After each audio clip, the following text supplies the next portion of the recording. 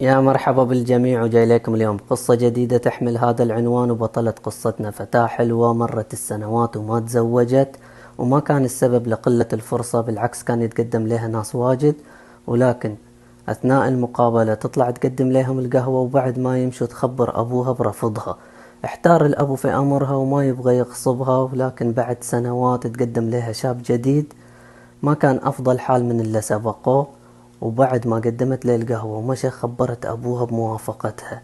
هني الأب حزتها استانس وفرح، ولكن في نفس الوقت استغرب وسألها، قال لها وش شفتي في هذا الشاب ما شفتيه في غيره، مع أن اللي جو قبله في اللي أعلى منه شهادة وأكثر منه وجاهة وثروة.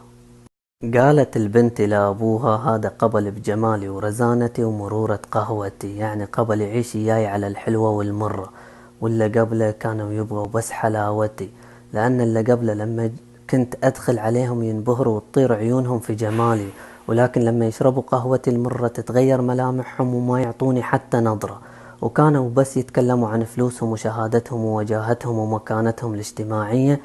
أما هذا فبعد ما شرب القهوة عطاني ابتسامة، وما كان يتكلم على فلوس وشهادة مع أنه متعلم وعنده خير.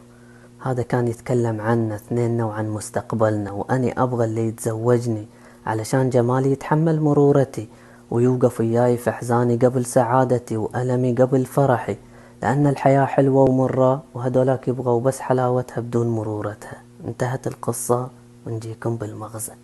قصتنا لما نجي نبغى نربطها بالواقع يطلع لنا المغزى جدا واضح. للأسف صارت معايير الزواج عند الأغلبية من الطرفين تبحث عن المال والجمال، وعليهم من الظاهر ويفكروا في المظاهر، ويبغوا يبنوا علاقات حلوة بدون ما يكون فيها أي شيء مر.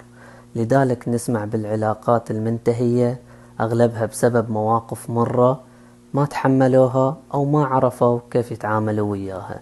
لذلك أتمنى أن نعيد النظر في معايير الارتباط واختيار الشريك، وتكون معاييرنا أكثر جوهرية من ظاهرية.